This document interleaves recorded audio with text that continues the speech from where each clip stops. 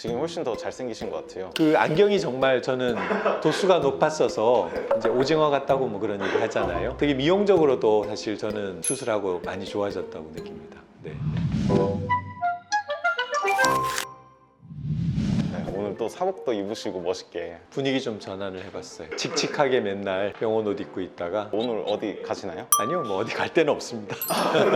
원장님, 오늘의 주제는 어떤 분이 노안 백내장 수술을 했는데 원래 없던 난시가 생겼고 시력이 더 안 좋아졌다고 하세요. 근데 이렇게 없던 난시가 생길 수가 있는 걸까요, 실제? 수술 전에 난시가 없던 분들이 난시가 생길 수 있어요. 서지컬리 인듀스드 에스티그마티즘이라고 얘기하는데 수술에 의해서 유도된 난시라고 얘기를 하거든요. 까만 동자의 가장 바깥쪽에 있는 유리창의 역할을 하는 조직이 각막이라고 하는데, 백내장 수술을 하려면 거기에 수술 도구나 인공수정체가 드나들 수 있는 작은 절개창을 만들어야 되는데, 절개창을 만드는 위치라든지 크기라든지 모양이라든지 그런 것 때문에도 난시가 조금 유도가 될 수가 있고, 또 한 가지는 눈 속에 인공수정체를 넣는 게 이제 백내장 수술의 기본적인 원리인데, 그 인공수정체 위치가 조금 비뚤어진다든지 약간 이렇게 돌아간다든지 그런 일이 있을 때는 난시가 또 유도할 수가 있죠. 근데 아마 제가 의심하기에는 그분이 얘기하시는 난시 증상이라는 것은 수술에 의해서 유도된 난시에 의한 시력의 저하보다는 가능성은 제가 보기엔 크게 두 가지가 있는데요. 모든 노안 백내장 수술, 다중초점 인공수정체를 눈 속에 삽입한 수술을 한 경우에는 약간 흐려 보이는 증상은 대부분의 사람들이 생깁니다. 이 다중초점 인공수정체라는 거는 물체의 윤곽이 딱 하나의 선으로 이루어지는 게 아니라 수술 이후에 보이는 게 다중초점이기 때문에 다중초점 인공수정체인 거거든요.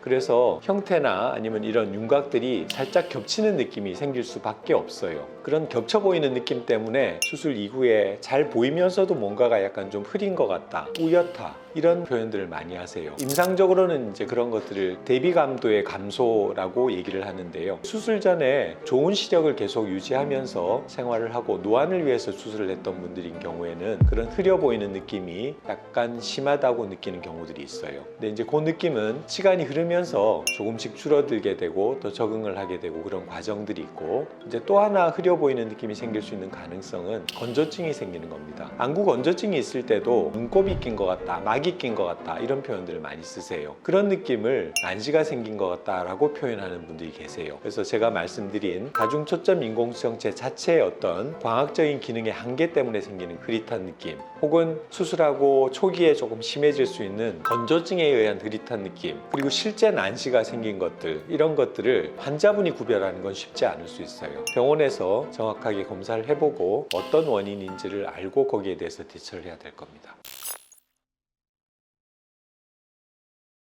인공수정체를 넣어서 안경을 쓰지 않고 볼 수 있도록 하려면 정시 상태가 돼야 되거든요. 사실은 그게 모든 사람들이 정시가 되는 게 아니라 어떤 분들은 약간 원시로 가기도 하고 약간 근시가 되기도 하고 또 그렇게 난시가 생기기도 하고, 이런 굴절 이상이 약간 생겨서 기대한 것보다는 수술하고 시력이 부족한 경우들이 일부 있어요. 그런 경우에는 추가적으로 교정해서 안경을 쓰지 않고 보게 하는 방법이 라섹을 하는 방법이 맞습니다.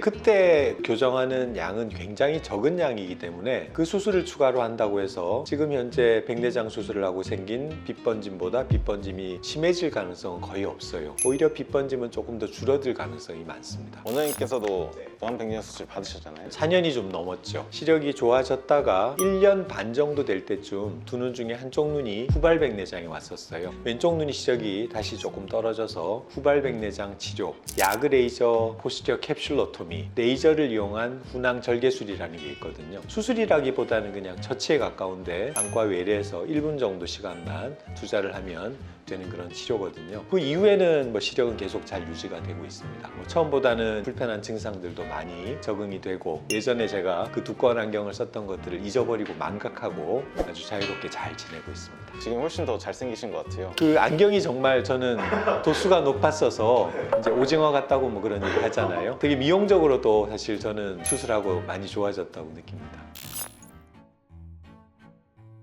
어쨌든 좋은 시력을 얻으려고 수술을 하는 건데요. 수술 이후에 염증도 안 생기고 건조증도 어느 정도 관리가 됐는데도 불구하고 시각적으로 만족하지 못하는 분들이 분명히 계세요. 그분들은 어떤 거냐면 시력표상에 1.0을 본다고 해서 모든 사람들이 내가 1.0을 보고 있다고 느끼진 않아요. 완벽하다고 느끼진 않은데 그런 불안전성이 생기는 이유가 이 다중초점 렌즈가 가지는 한계 상황이라고 보시면 되고, 근데 다행스럽게도 흐린 느낌이나 답답한 느낌, 막이 낀 것 같은 느낌들이 시간이 흐르면 흐를수록 조금씩 옅어져요. 그게 뉴럴 어댑테이션이라고 하는 건데, 이 머리가 불편한 느낌이나 나쁜 기억들은 자꾸 잊어버리는 훈련을 하게 돼요. 물론 이게 금방 되진 않아요. 저는 지금 한 4년 됐는데 지금도 약간 그런 느낌이 느껴질 때가 있거든요.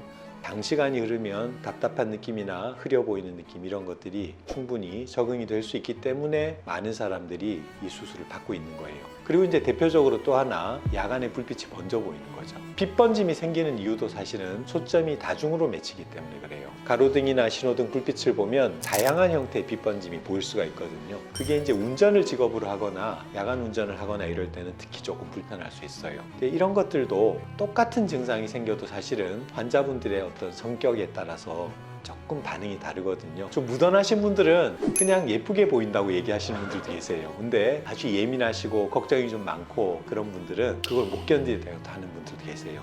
근데 그런 분들도 충분한 시간이 흐르면 그 못 견디겠던 그런 것들이 또 견딜 수 있게 돼요. 수술하기 전에 기대를 할 때 기대 수준을 너무 높이면 그걸 달성을 못 해드린다. 적절한 기대를 하고 하셔야지 너무 좋을 거야, 환상적일 거야, 이렇게 기대하는 분들은 조금 실망할 수 있습니다. 우리가 만들어 드릴 수 있는 적정한 수준의 기대를 하면서 조금 부족한 부분에 대해서는 너그러운 마음으로 좀 참아주시면 나중에는 괜찮을 거다, 이렇게 말씀을 드릴 수 있겠습니다.